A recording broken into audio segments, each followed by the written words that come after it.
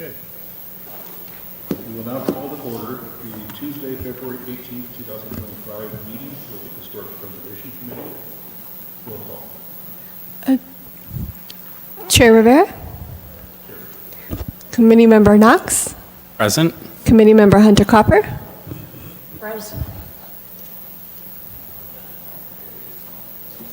Let the record show we have a quorum.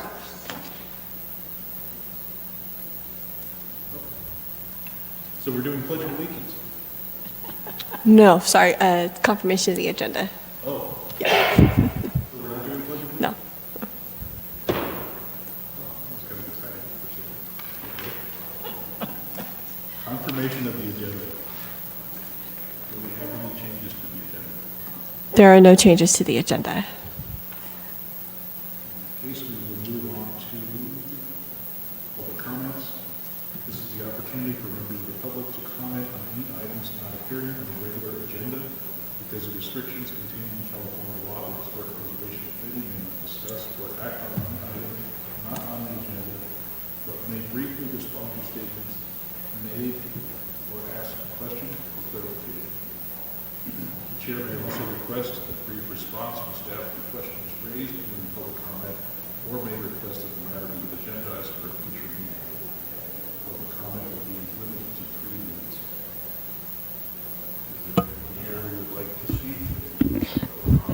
We have no one in the audience wishing to speak. In that case, we will close public comments.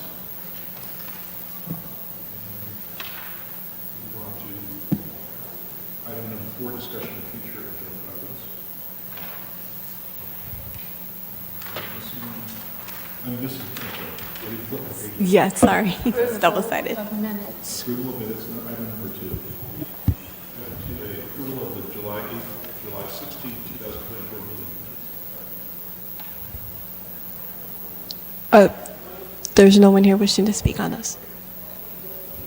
Not open for comments? Sorry, because I'm having difficulty hearing you, so they're just checking the mics. Okay. Okay, I can be big. Thank you. Just until, because your mic's all the way Okay, up. item number 3, the agenda. Item 3A, introduction to new members. Sorry, Chair. We'll vote on the minutes. Yeah. So I will go ahead and call for movers. I move to approve.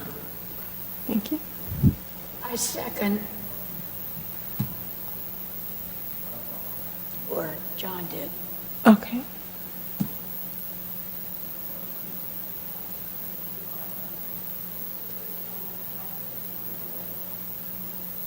Okay, we did actually get the verbal from Chair Hunter Hopper, so we'll go with that. So we have a motion was made by Committee Member Knox, seconded by Committee Member Hunter Copper, and the motion passes. Okay, item 3B, 2024 meetings recap. Yes.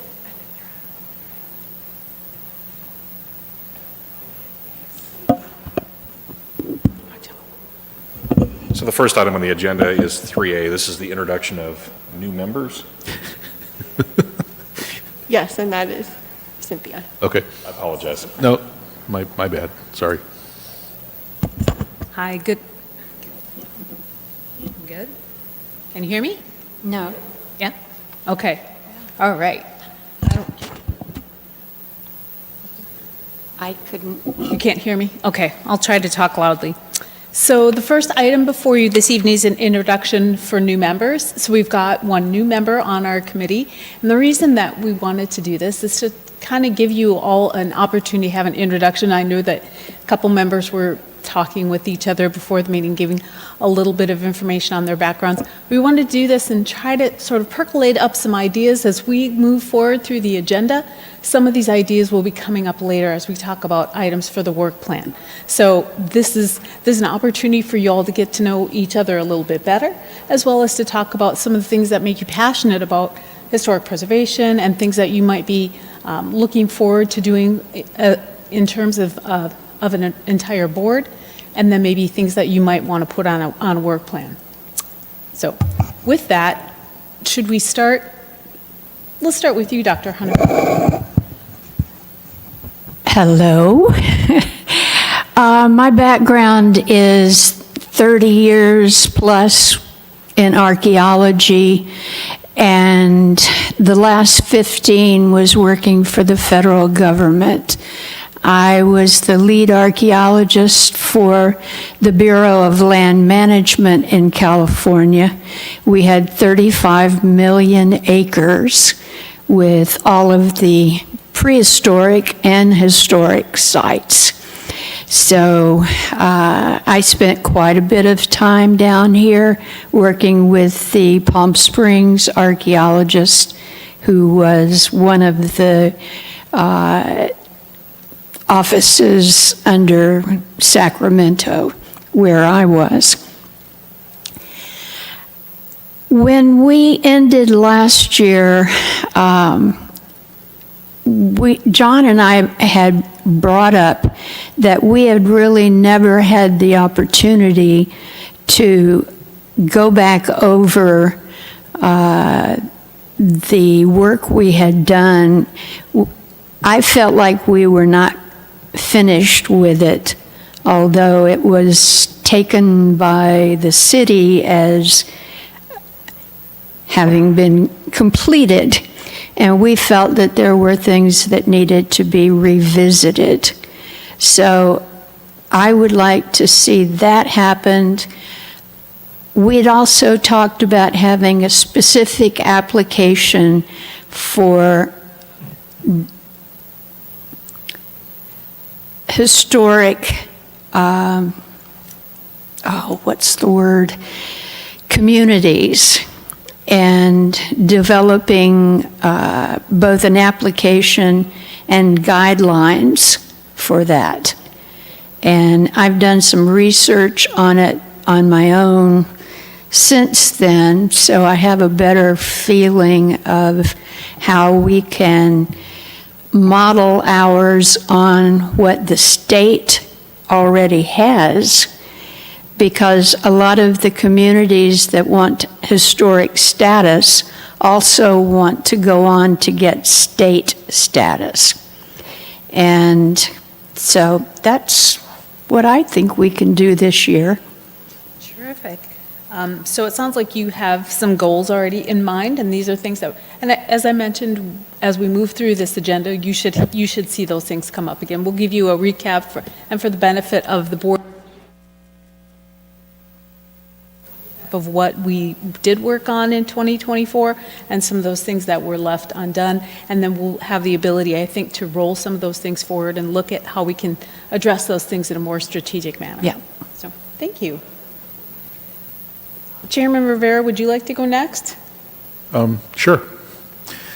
Okay, so I have been with the Historic Preservation Committee from the start, and also with the Historic Preservation Committee Task Force when the city first decided to move forward with creating this committee through then Mayor Greg Pettis. And so here I am today, so many, I think about 8 years later, still here. I've also been on the Planning Commission, was the chair for about 3 years of the 10 years that I was there, and a current member of the Architectural Review Committee, which I believe I'm coming up around 18 years of service to the city. I'm a licensed architect in the state of California, and I do not have the credentials that committee member Hunter Copper has by any measure, but I have some experience with 3 Valley historic renovation projects. In 1997, I had the pleasure of working with architect Albert Frey when he was still alive, and that was to repurpose the tram gas station into what was then an art gallery. Some years later, it would get repurposed yet again into the visitor center. But it was an opportunity to actually work with Albert Frey, and that was a tremendous thing. I had a collaboration with architect William Kleindienst, who was also the mayor of Palm Springs years back, on the historic renovation of the Wellwood Murray Library in downtown Palm Springs. And probably my favorite was the historic renovation of the North Shore Yacht Club, also by Albert Frey. And we kind of brought that back to life. It was a deteriorating, dilapidated building that had been forgotten and brought back to life. So that was really an exciting project to be a part of. Can I ask you, do you have sort of a passion? You've described sort of your background, and you have a diverse background. Do you have a passion or anything that you'd like to see this board work on, or anything like that that you'd like to describe? Well, one of the uphill battles in getting this committee formalized was the naysayers. So many people said, well, there's really nothing to save in the city. And unfortunately, in the time that we were stalled a few times, and the casino was being built next door, there was a small restaurant, Mexican restaurant called El Gallito, which, as an architect, I recognize, and have to be honest, it was an old building, it was small. You couldn't really, its life was limited as a restaurant because it had poor ADA access. The kitchen, I believe, was undersized. The restaurant was undersized. However, it could have been repurposed. It could have been a historic renovation. And I believe it could have been incorporated into a function associated with the casino. It may have been a security office, it may have been a small visitor center, a multitude of things that it could have been. Instead, it's a few parking spaces covered in asphalt. So that was a missed opportunity. And so I guess if there's a passion, it's that there are no more missed opportunities. There are some sites that are worth recognition, and I think it's worth doing. One of the things at City Council, in speaking and trying to convince the council that this was really the thing to do, I stood at that dais before the mayor and the council members and city attorney and city manager, and I said, imagine somewhere near this location in our valley, hard to say where exactly, but there would have been some 2,000, 3,000, 4,000 years ago, tribal members speaking in a committee, in a council, to the leader of their community, maybe discussing issues of the harvest, water. I'm sure they experience drought just as we do periodically. And, there would have been matters of importance to the community, but it happened in a place near here, in a setting not unlike this, for matters of importance to the community, many years ago, historically. And I kind of gestured towards the mayor, tribal chief, I believe the police department was represented, and I said, our warrior. I pointed to Charlie and said, our shaman.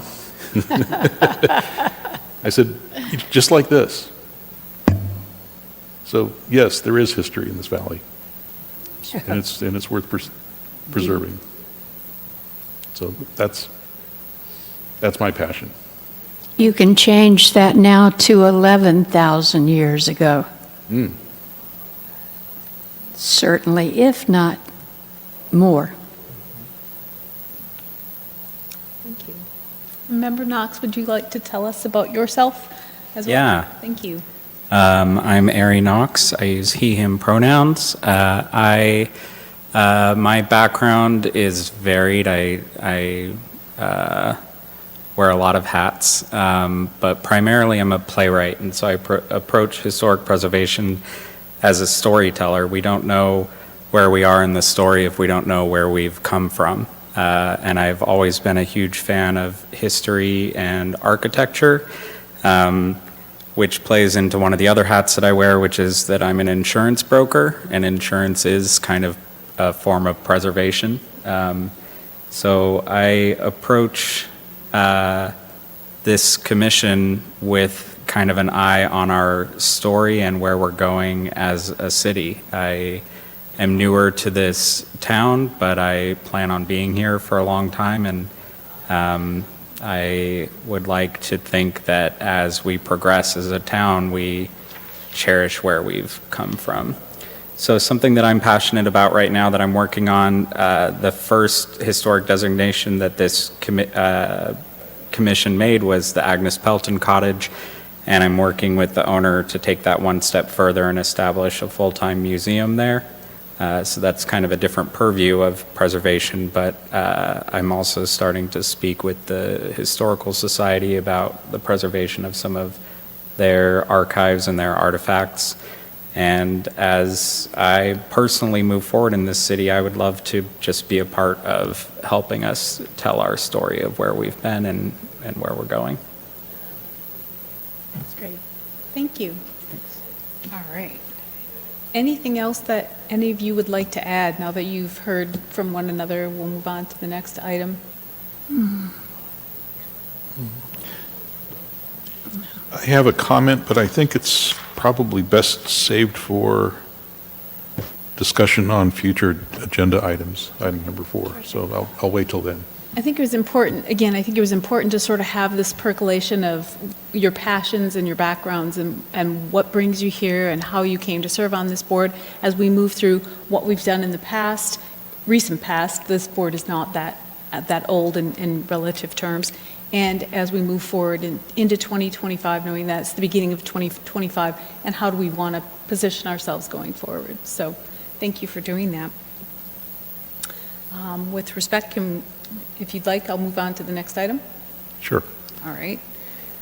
So the next item before you is a recap of the 2024 Historic Preservation meetings. So the Preservation Committee did express a desire to hold regular meetings and cover those topics that they felt were most relevant to their preservation objectives. They did hold 4 meetings in 2024, and I think one of the challenges that the Preservation Committee has ongoing is making sure that there's a quorum present and a quorum appointed for the board, so that makes conversations well-rounded and well-articulated. So that's an ongoing challenge. Revision, one of the first things that the committee did work on last year and completed was the revision of the Historic Preservation Certificate of Appropriateness form. So as was mentioned, we have one designated landmark within the city, and that's the Agnes Pelton House that was brought to the Historic Preservation Board for a previous designation. At some point, the board did recognize, the committee did recognize that there were some challenges with the application as well as maybe some challenges with the ordinance, did make some modifications to that application form, but recognize that there may be some ongoing needs or ongoing changes that need to happen within that ordinance as well. I just want to point out here that we do have a zoning code or a development code update that is in process. These two things, they could go hand in hand, but we've decided to keep them separate because really the historic preservation ordinance and how you all want to revise that ordinance is really a separate conversation that's more in line with what you all do. So you are sort of the super users and the super group of that particular section of the code, the municipal code, and it's not really part of the development code. So those are distinct, even though they're strongly related. With respect to that, you also entertain some conversations around the historic preservation ordinance. As I mentioned, and as Dr. Hunter Copper did point out, we didn't complete those conversations, but it was sort of an ongoing, where do we want to go with this? Because I think there were a few other things that were also raised in that conversation. I think what you all were looking for was to really hone in on what types of things the city and the board, the committee are looking for when it comes to applications, anticipating if we get another application for a landmark or anticipating if we did have one for, say, a demolition of a property or a structure that was potentially an historic resource, even though it's not a landmark, how would we treat that? How would we sort of run that through a preservation lens and make sure that we're applying all of the tools that we have in our toolbox? How do we strengthen that toolbox? I think that's what I was hearing from this board. Again, we haven't completed that, but that might be something you'd like to put on your work plan going forward in 2025. Similarly, one of the other things that was discussed in 24 was a discussion on establishing historic districts. Not any specific districts were brought up, but I know that the question was raised on, can we do this? Is there a threshold for how we might do this? We looked at some other communities and tried to decide kind of what some of those parameters might look like for this community as well. One of the, I don't know, we necessarily landed anywhere with any sort of agreement. I think it was. No, we did not. We talked about doing it, but we didn't meet after that. Right. Again, I think that, it wasn't, certainly wasn't any fault of anyone here, but again, lack of quorum and. Overcome by events. Exactly. That's a great way to put that. A couple of the other things that we talked about in 2024 were the exploration of the Mills Act tax abatement program.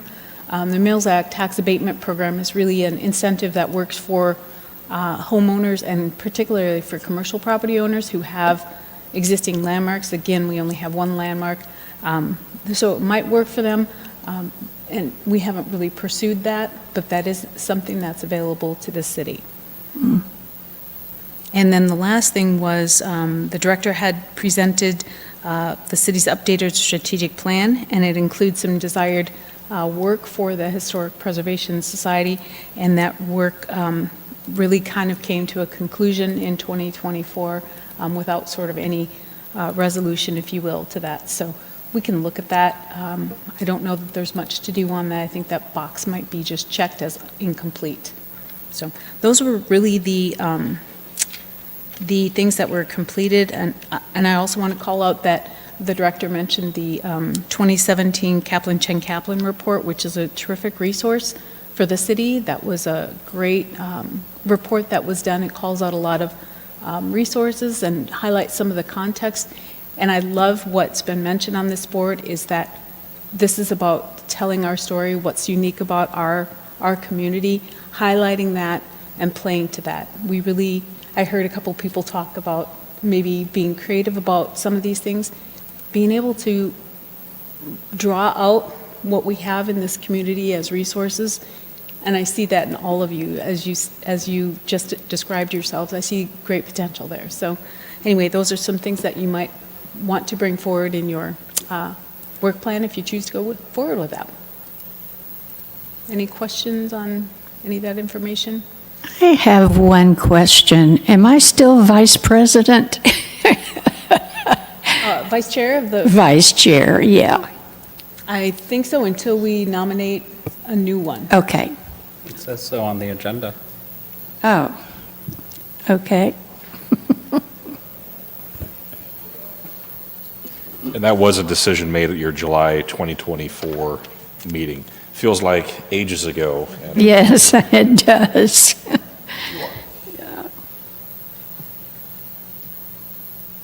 So perhaps as a segue into the next item, and I am catching Staff Member Schultz off guard a little bit on this, but Yeah. this is a new committee, and perhaps this is how we got off on the wrong foot to begin with. Is there was a notion coming from city staff on what the Historic Preservation Committee was to be, and that may have been at odds with what the committee itself Yeah. wanted. And I think this is an opportunity today, as you look at this agenda, for the committee to reestablish what it wants to accomplish, and for you to really take that lead role, to take ownership of the committee and its direction. Your purpose is not necessarily just to review the applications that come in for the designation of a historic site, but there may be many other things that you want to undertake, that you want to initiate. We as staff are here to support you, and I think the agenda today, as Staff Member Schultz has laid out really is the groundwork. This is the foundation. And as we now have a quorum, as we now have minimum composition of membership for the Historic Preservation Committee, we'll work with city management, we'll work with city council to get the other seats filled out. This is your opportunity to write the future of this committee. And you may still have a core responsibility of reviewing applications when they come in the door, but if there's other work to be done, this is an opportunity to write the script. And I think we're interested in hearing from all of you through this next agenda item, and she has some structure for how to do this, but where do you want to go? What do you want to undertake? What do you want to accomplish? What does historic preservation mean to you? And how do we spend the next 12 months working on that? My thoughts are that the public has very little idea of historic preservation and what that entails. So it seems to me that it's imperative that we communicate on paper what it means to have an historic structure, how that's defined, the criteria, basically, for that, in a manner that the public can understand. I mean, I can write law, but that would put most people in Cathedral City to sleep early, and that's not what we want to do. We don't want to make it impossible, but the public has to understand that there is what the term significance means in relation to historic properties. Every 50-year-old house is not significant, but we can help the public find what is significant about their structure. And that comes from setting down clear explanation of what historic properties are. And then we also need to have an application that is not insurmountable and that it is explained well enough for them to be able to understand it. Also, we're going to have to somehow communicate that this is often going to require an outside company, historic preservation company, to do the work required to have them listed as an historic property, because most individuals can't do it by themselves, because they don't know how to determine if something is significant or what is significant about their property, and especially in a district. I know last year we weren't sure what would happen if there were people in a district, in a community, that didn't want to participate. There are tax issues that make it desirable to have an historic property, but some people just don't want to do it for various reasons. I did confer with the State Historic Preservation Office, and you can designate an historic district without the cooperation of every owner of a house. So those little things need to be worked out.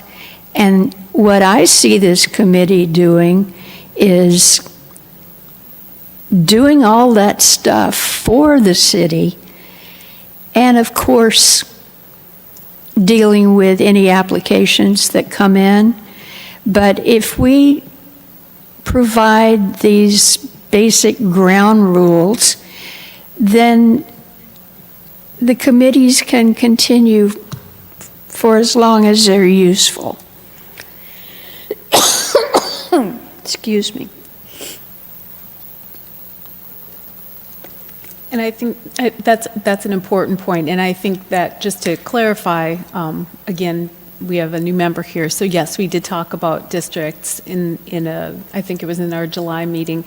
You can designate an entire district without property owner consent, and I think that wasn't the question. The question became, is that a good practice or not? So I think we didn't necessarily have a decision and a determination on that, but I think to that point, yes, it takes some surveying and some professional consultant input to really look at, where are those resources most concentrated? A lot of the resources that were indicated in We were also going to add a list of the companies who do that and add it to both the original application and one for historic districts.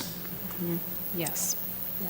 Because most of the companies that do that work are either environmental companies. I think there are some historic architecture firms that are able to fill out those applications by determining whether the structure is truly historic or not.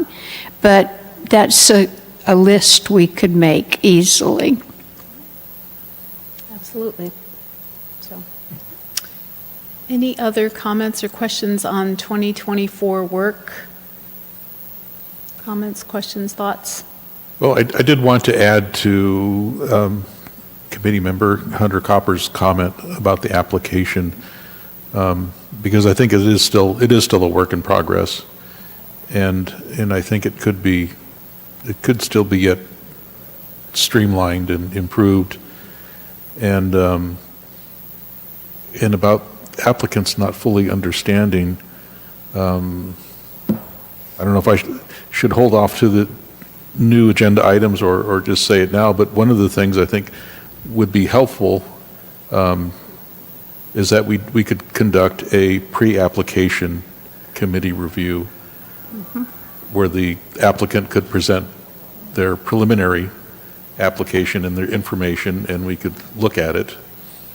And So I think this may be a good opportunity actually for us to segue into the next item, because Staff Member Schultz actually has some suggestions on how to structure this conversation where all of these ideas can be tracked, and we can use this really to build that work plan so that we are working to build out the clarity, that we are working to provide the resources, that we are working to achieve your ideas. This is great. Let's keep the discussion going, but I'm going to put her on the spot a little bit to put the presentation up and see if we can provide some structure for the discussion. okay. Absolutely. Let's do that. I didn't use that particular example, but you will see some examples in this work plan of some other things, but you can certainly scratch those and put in whatever you would like here. So this is really background of a work plan. I think that this board, I've heard a lot of things from this board, both today and in previous meetings, of this board really trying to elevate preservation principles and elevate preservation objectives. And I think this would be a great way to sort of focus your energy and to focus resources and to look at, we're going to need money for this. How do we elevate that and get that where it needs to go? So this presentation will talk about that.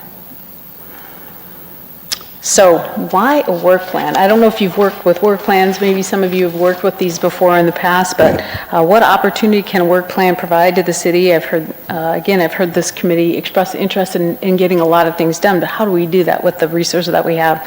So this can provide a framework for something like how do we start with, say, an application and then move that into adopting changes to our ordinance.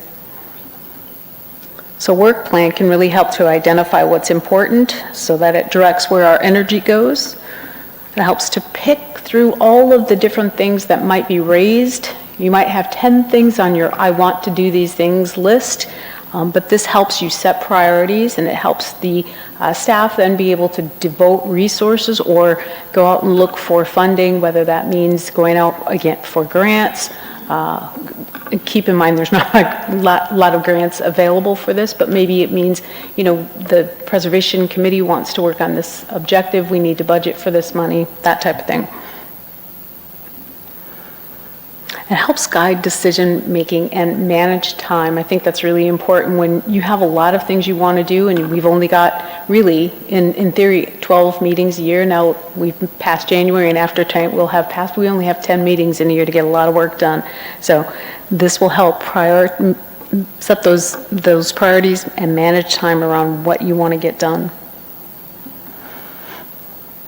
It also looks at what resources are needed for each task. I think as you start lining these things out, you look and you will notice, there's a gap here. We have a gap of, as Member Hunter Copper mentioned, if we've got a professional expertise gap, or maybe we have a funding gap, we'll notice what those things are. Or do we really just need manpower? Do we need volunteers for this?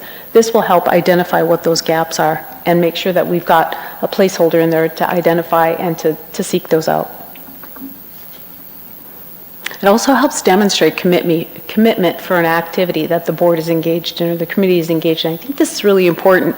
As I mentioned, if you are looking for funding, whether it be grant funding or whether it be funding from City Council, having something, this in effect being sort of the Historic Preservation Committee's strategic plan, if you will, having something in writing, having something that you're working toward and making progress towards completing, this will help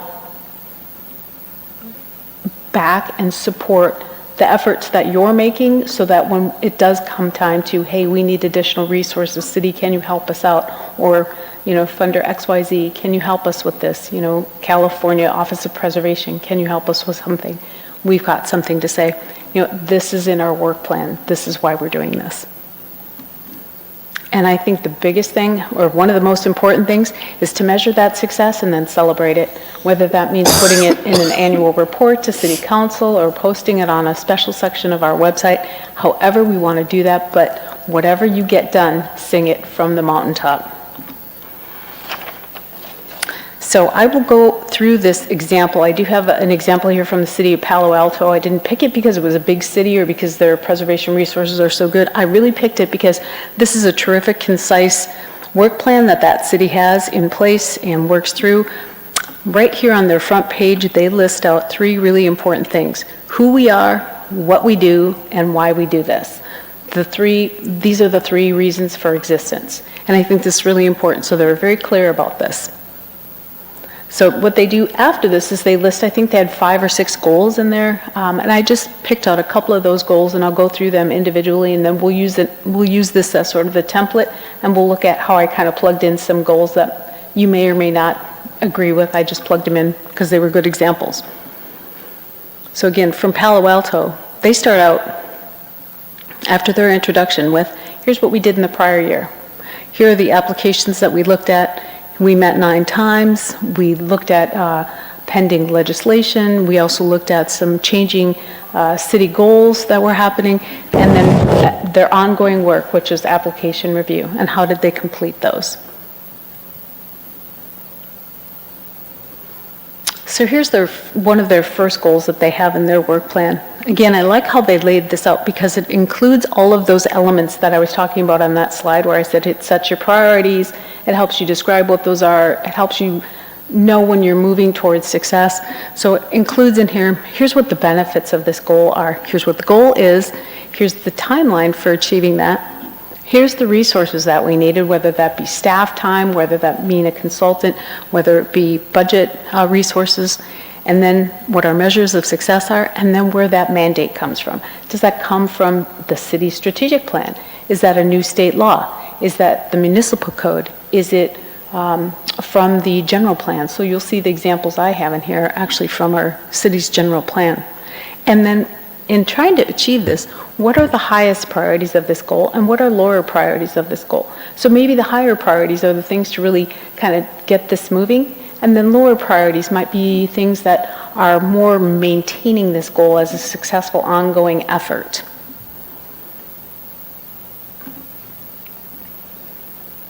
Another example from that same work plan, this one has to do with the implementation of a policy that was directed or set about in motion by city council, by their city council.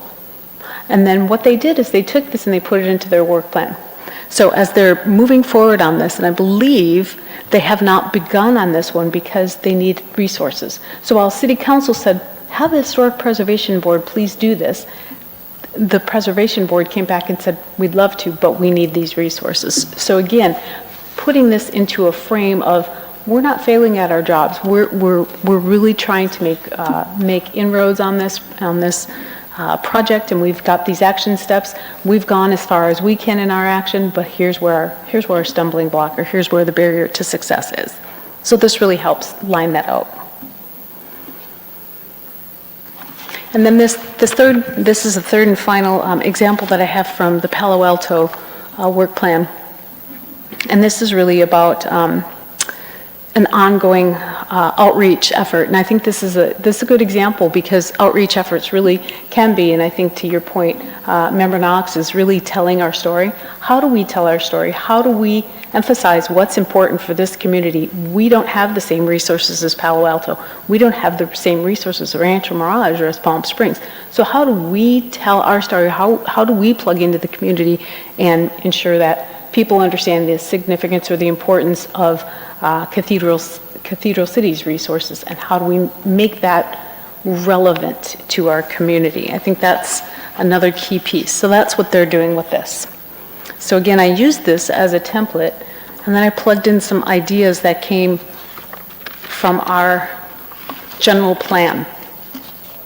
So if this was ours, this is what potentially our front page might look like. Really about the committee, and then the members of the committee, and then I only put in what we have on our municipal code. Right now, historic preservation lies under, is codified under the building code of the municipal code. That isn't good or bad, that's just where it happens to reside. Even though we, in planning, we administer that, it makes no difference, it's just where it is. So that's where that language came from. So this first example that I put in here, this is really, again, from our general plan. So the general plan lines out this particular goal. This came out of the cultural resources sub-element, so fancy way of saying we have things in our general plan, which is our overall 600-plus page guiding document for everything we do at the city. And in there are several elements, and within those elements we have a arts and culture resource element, but within that one, I believe it's actually within open space, it's within one of those two, we have this cultural resources sub-element. So under that sub-element is policy 3. And that policy is explained here, encouraging public participation and appreciation of archaeological and historic resources. Again, I think using what Dr. Hunter Copper was speaking of, looking at what's potentially what's significant, or even looking at what's important. How do we tell our story? Again, back to that, looking at bringing the community into that conversation and getting really some leverage on why it's important for us to be doing this work. So if we're looking at a timeline on this, again, I just kind of threw these in there. You could identify this is a goal that you want to work on, or you don't have to, but I just put in 6 to 12 months, just plugged in some resources that are needed potentially. Right now, I would say, okay, maybe we have $0 that we need for this, but as we move along, and you'll see with the next goal, that they actually tie together, and maybe at some point, some of the goals that lead into this goal or feed this goal will have a budget requirement for them that we would need to find some money. So this looks at potentially identifying 5 to 10 potential resources. Again, using whatever resources or whatever reports we have. We have that cultural resource context report, Chen Kaplan from 2017. It has some really good background in there. If you need a copy of that, let me know. I think it's on our website, but I also have a copy. I have a copy in my book this evening if you need to see that as well. So we could start with that. I also included a couple of suggestions that came from Member Knox, and I know that you mentioned that you were getting ready to email some ideas or some thoughts over, but I wanted to include these just because they felt more relevant to this board instead of them coming from me. So one of those things was a downtown historic downtown biking loop, and then maybe a historic catwalk. I know that our assistant city manager was talking about bringing back the idea of making Cat City cool. It has a negative connotation, but how do we turn that into something cool and unique and make that interesting? And then that helps tie the efforts of historic preservation also to the efforts of her team, which is public arts. And then potentially recognizing historic neighborhoods. The one thing that we haven't really discussed in this group is not necessarily creating a legal district per se, but doing a recognition. So it's one way to do things where we say what we find to be important, what we say that we want to value in this community.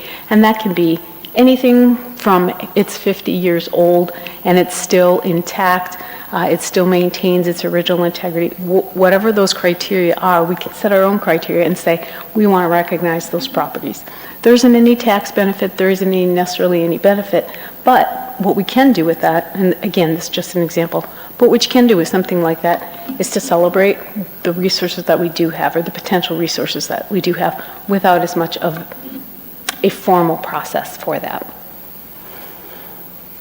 Again, that's just an idea. So from here, a high priority that might come out of here is to look at priority resources, developing materials that would describe the importance of selected resources, and then public outreach and education. I think public and outreach and education seems to kind of be, a lot of times in a lot of communities, it ends up being sort of an afterthought, and it really needs to be sort of woven in and integrated with everything that we do.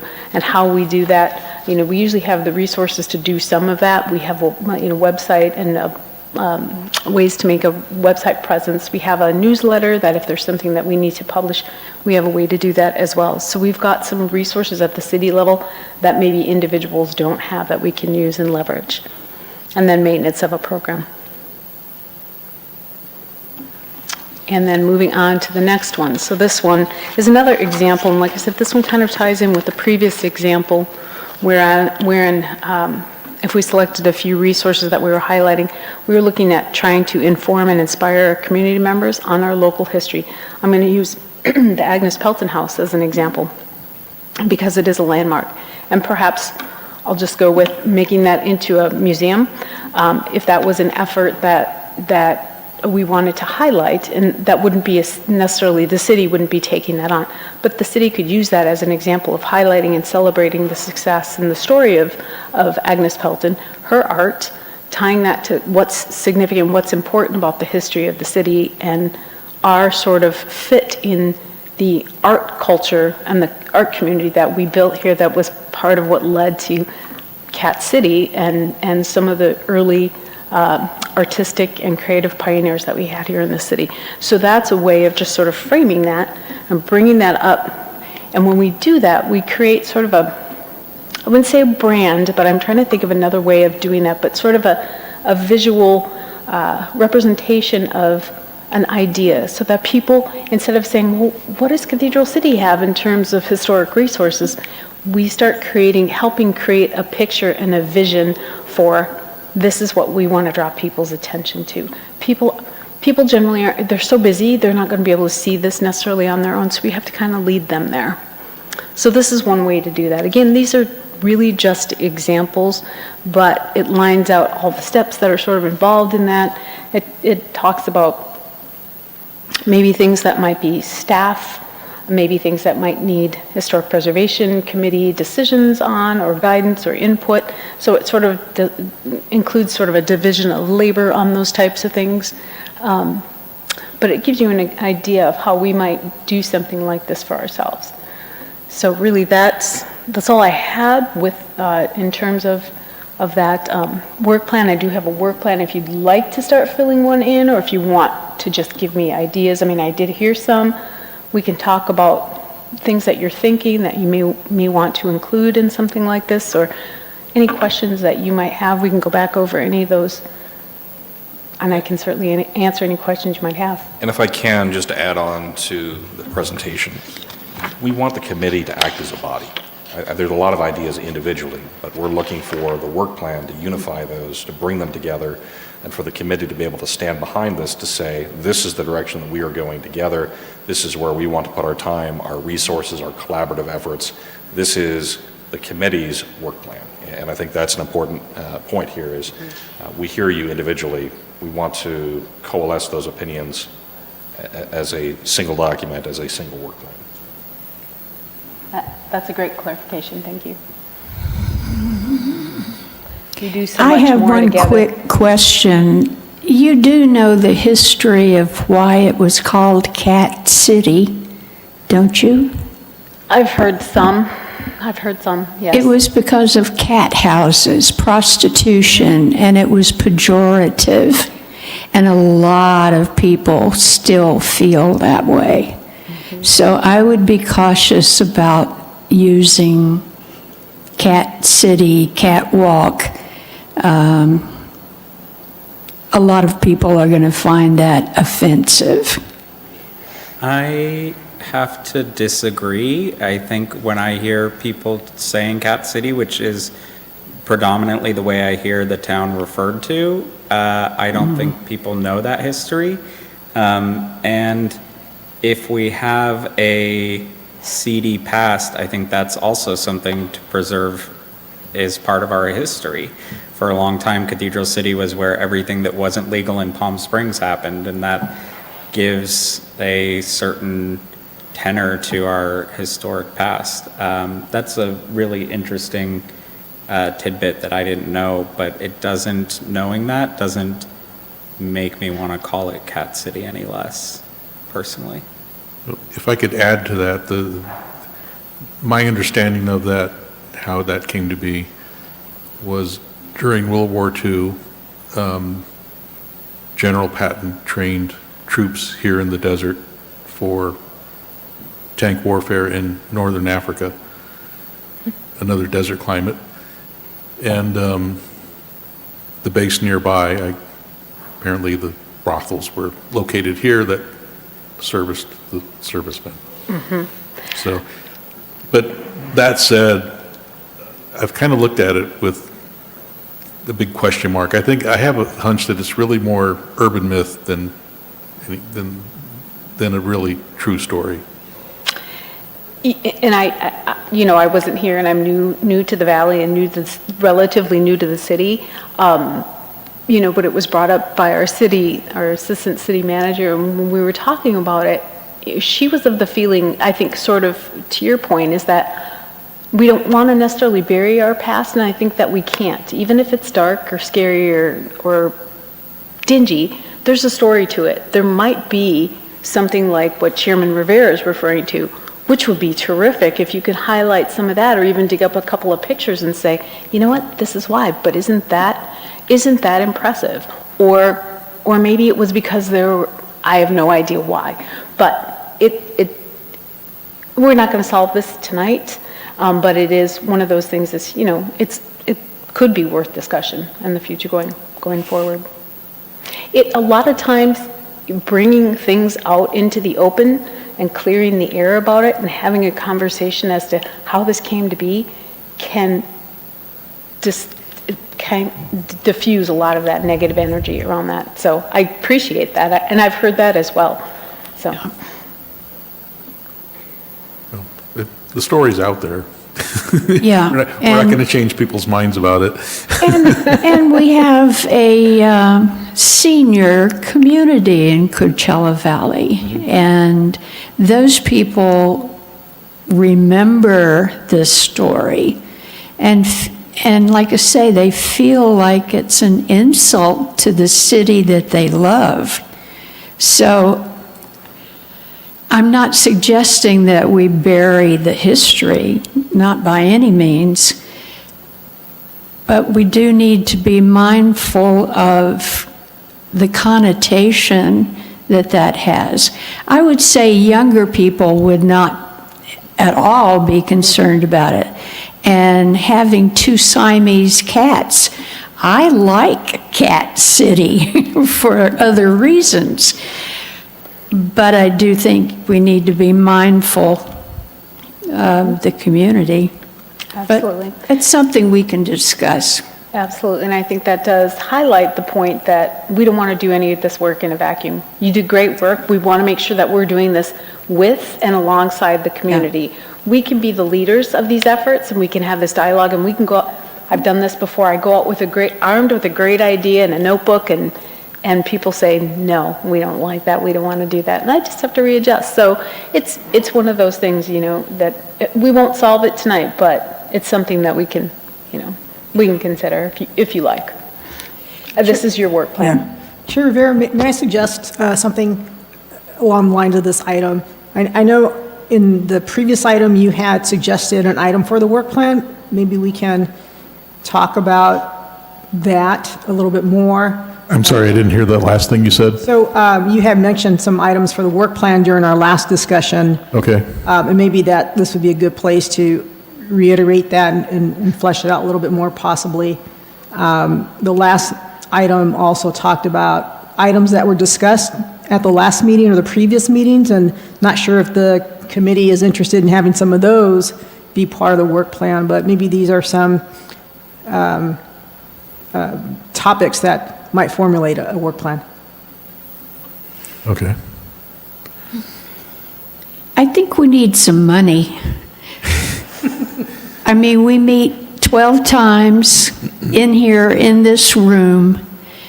How are we going to identify 5 to 10 local resources, research identified resources?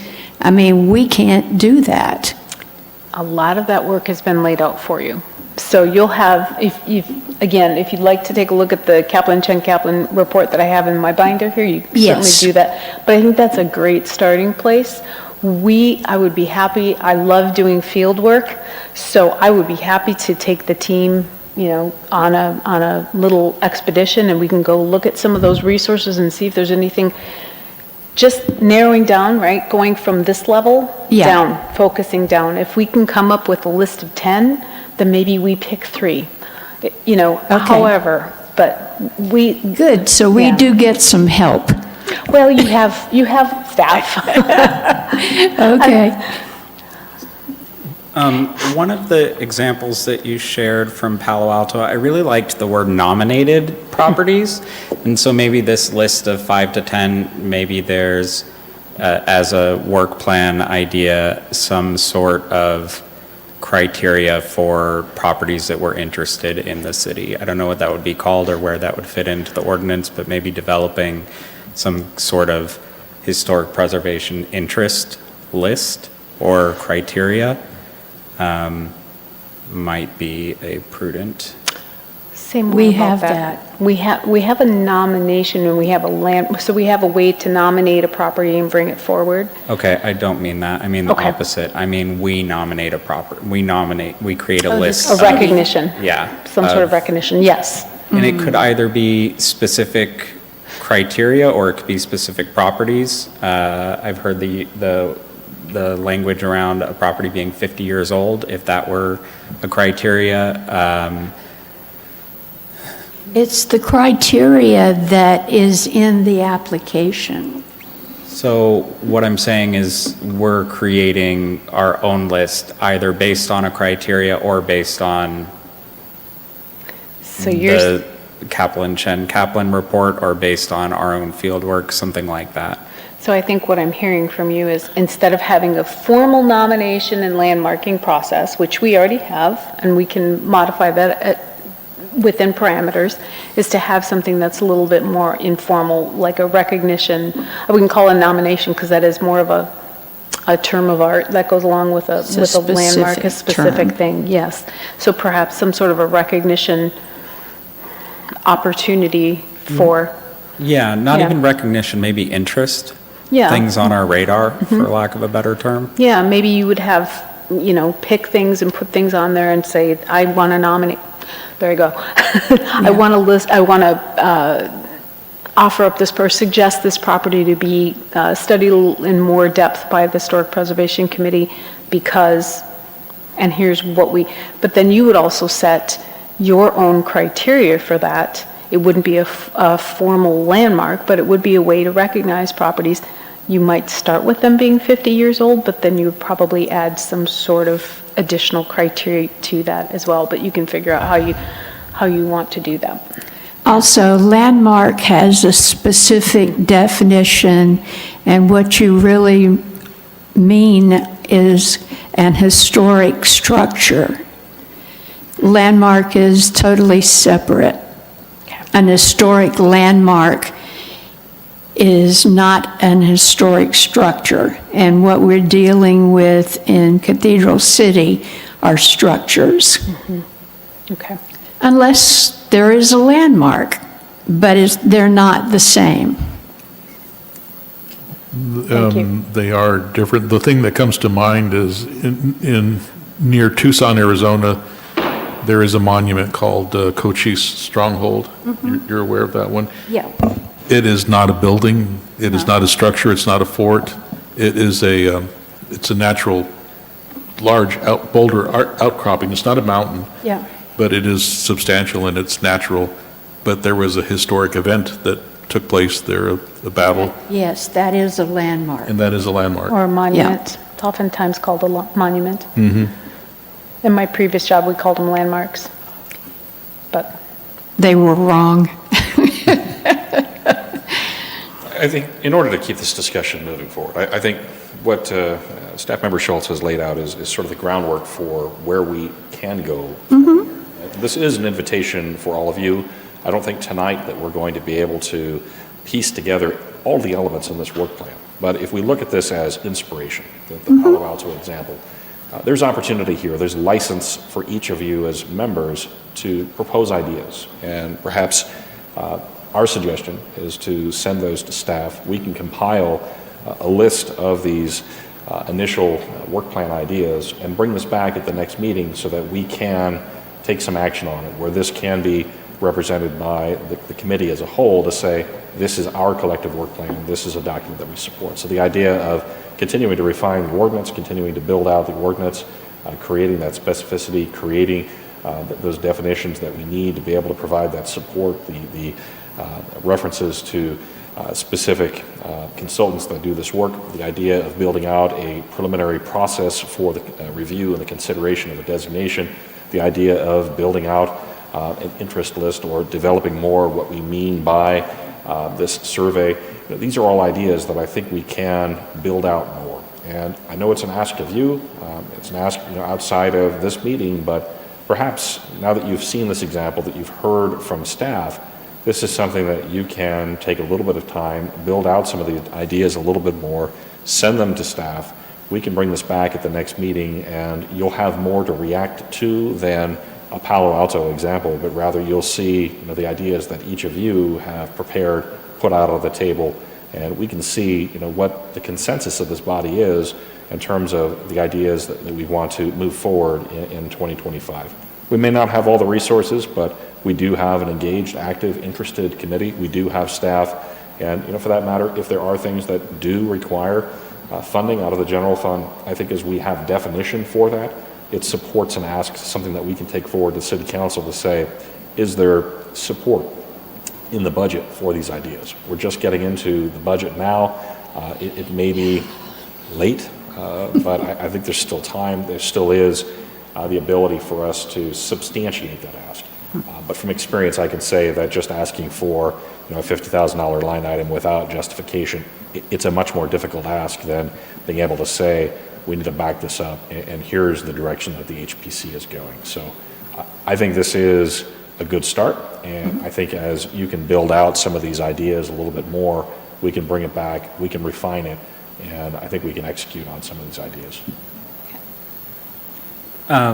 Can we also ask if staff has ideas? Are you able, you might know this 600-page general plan better than we do. Are there things that you might know that you might be able to put forward that we can add to this discussion as well?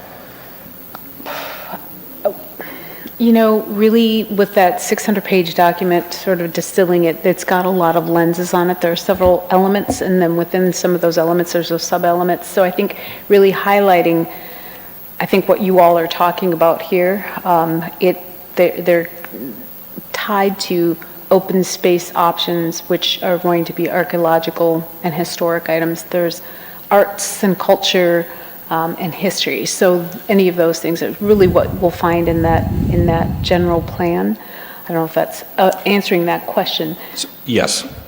I think what we can do, we can take your ideas, put them in this document. We can similarly ideate on this, spend a little bit of time as staff, and offer up some suggestions as well. And those staff suggestions, we'll identify those as staff suggestions. Great. Cool. Thank you. Great. Okay, so I think I kind of got hung up on procedure, and I was going to hold my comments until we got to item 4, but what I wanted to talk about has already been touched on by staff and committee members. But one of the things about the formation of this committee was it was set up in such a way, the ordinance was set up in such a way that it was really meant for public members to come forward with an application and submit to the city for review and approval and for a designation. It was never really set up for the city or this committee to go out and seek out sites and make those, take a point and make those designations, or it was never set up that way. But I think that in the interest of historic preservation, historic stories, telling our city's story and recognizing those sites, that there could be a simplified or a alternate path, not for historic designation, but for historic recognition. And I think actually you've used that word a couple of times, and you said to celebrate the resources that we do have. That would be a shortened version of that would not require as much from the property owner, and it would not be the same as a designation, but we could give it a historic recognition. And there could be perhaps even an option for plaquing. The plaque would not be a historic designation, but it would have that other designation, so that at least these historic sites that they are valid sites, they could have some recognition from the city as such. And I think, to your point of, I wasn't here when the board was formed or when the committee was formed, but I think with every committee, it sort of falls under that other duties as assigned general category. So I think they're not necessarily out of your purview. I would start with that. And every Office of Historic Preservation really emphasizes the idea of tying the narrative to the structure. A structure as a structure is one thing, but making sure that there's a relevance, that it tells the story of the community, that it connects to the community, that it encourages visitors, it encourages some sort of engagement. All of that is outside of the actual designation, and all of that is sort of expected. So it does kind of come with extra assignments as assigned, if you will. But yes, we can certainly, as the director mentioned, we can certainly add some of these things to a work plan and send that out to you for your review for the next meeting. And if you have anything, please send it to myself or send it to Andy. I guess to add on to that, if not you, who? And I think this is something that I've reflected on quite a bit. And I know that perhaps limited perspective of the HPC, because that was my perspective. And I have been challenged on that. And I do think there is a lot more to tell. There is a lot more to do. And I think this is the opportunity for the HPC to perhaps expand that role, to expand that horizon, and to take on those additional responsibilities. This is storytelling. This is identifying that local history. And some of it does rise to the level of state or national recognition, and we do have standards for that. But beyond that, there is a deep and rich history in this community, and I think that is a charge for the HPC. So I'm encouraged, and I do think that there is opportunity here for the HPC to continue its work. Some of that may be the strict scrutiny of applications that come before it, but there may be opportunity to expand that and to look at how else you're recognizing the significance of this community. But are you talking about recognizing a structure because it's old? There is a process for recognizing historic structures, and I think that Oh, that's different. Historic structure has other criteria. I'm aware, yes, and what Yeah. I'm suggesting is we have that process, we have that, and we can continue to refine that. If there's other work the committee wants to do outside of the historic designation of a structure, there is license, there is opportunity for the committee to explore that. And I think that is a lot of the discussion that has been had this evening is the other responsibilities the HPC may take on beyond. I think one of the things we want to do possibly in the next meeting is to define the language we're using so that it's clear what we're talking about doing. Because I'm a little confused right now. And Does anyone? I know. Picture of what the staff has laid out this evening. It does help to provide that clarity. Yeah. And I think what you're saying is one of these agenda items, or we're creating a work plan. One of the work plan items could be a more robust definition section to the municipal code for what is a landmark and preservation and all of that. What I'm hearing is that the sky is the limit, and we're kind of coming up with ideas more so than just reviewing applications. What do we, as a body, want to make our priorities for the next year? And I think definitions is one, how we can relate to whether we sit and receive apps or we go and we designate other structures or landmarks or districts is another. I think it's all on the table. I think it's both. I think that we maintain that, this group is here, this committee is here to review and approve applications for an actual historic designation. But at the same time have another alternate method of recognition, not designation, but recognition. To be quite candid, we're not going to find in Cathedral City any structures designed by notable architects. It didn't happen. There's Frey House number 2 behind the church right down the street. They won't budge. But that's a notable architect's building in Cathedral City. Okay, but my point is, if we get that one, we've got that under our belt and we've got it designated, then what else? What else? So, but there are structures that are notable architecturally that are consistent with the architecture of the period in which they were built. Agnes Pelton House, or the cottage, that was different because that was not. It was the person. It was the person. It was not the structure. In fact, the structure, I don't even think there was an architect involved. I think there was just someone that was hired to build a house. At least we don't know who it was. We have no idea who it was. There's no record of that. Well, there are tax advantages to being designated as an historic structure. If we have another category that basically they would not meet the criteria for a historic structure, but for some reason we want to acknowledge them, then we have to write new criteria for that category, and it doesn't give them any kind of tax break or anything other than perhaps a plaque or public recognition.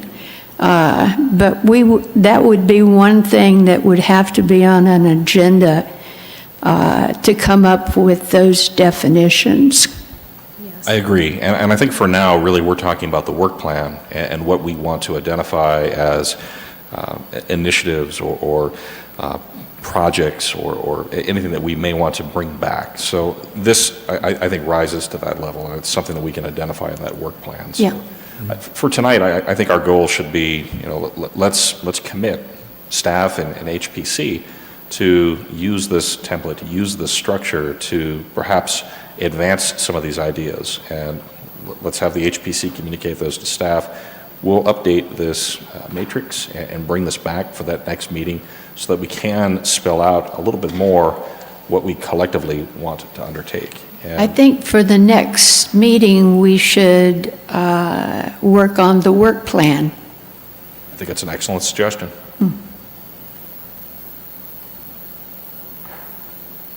I will bring or send out to you all a revised work plan that has these two items lined out in that, and we can start with those.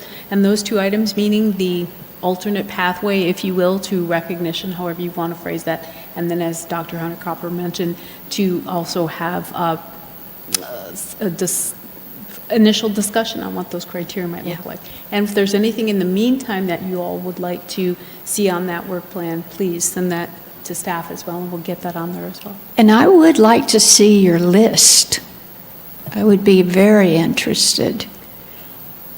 What list are you? Your list of potential, you said that you had a list.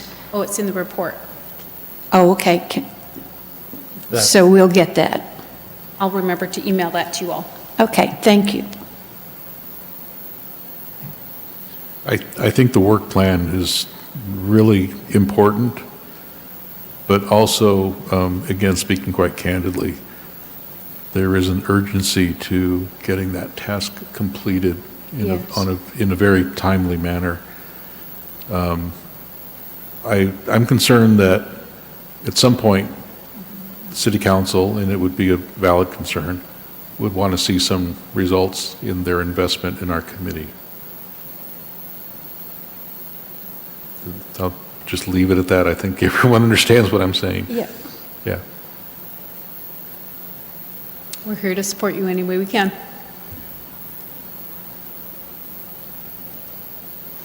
So in the work plan, the first priority is to get that application edited and Yes. finalized.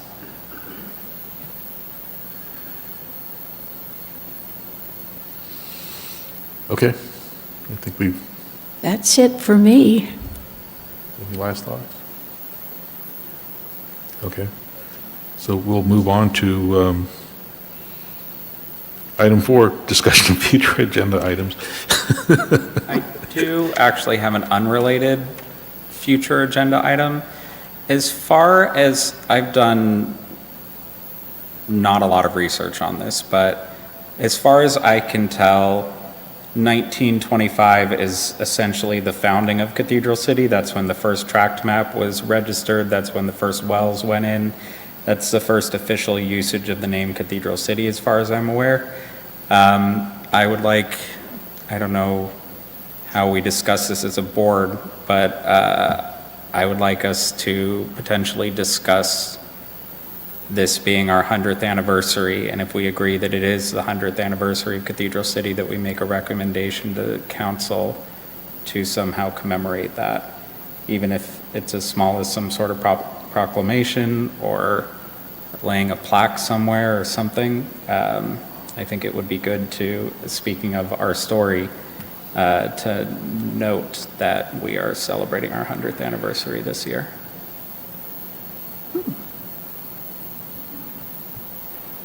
in August, which is pretty soon, but not that soon. We can add that to a future agenda.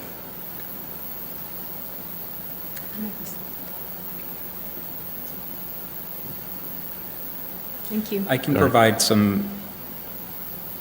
just the pages from the Hillary book about it for that discussion. For That'd be great, next thank you. time. Yeah.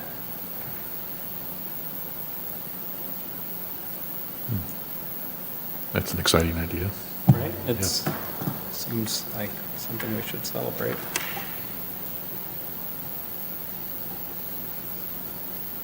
Okay. I think we can close item 4, move on to staff comments or any staff comments. There's no staff comment this evening? Okay. Item 6, any committee member comments? Okay. In that case, we can adjourn at 6:23.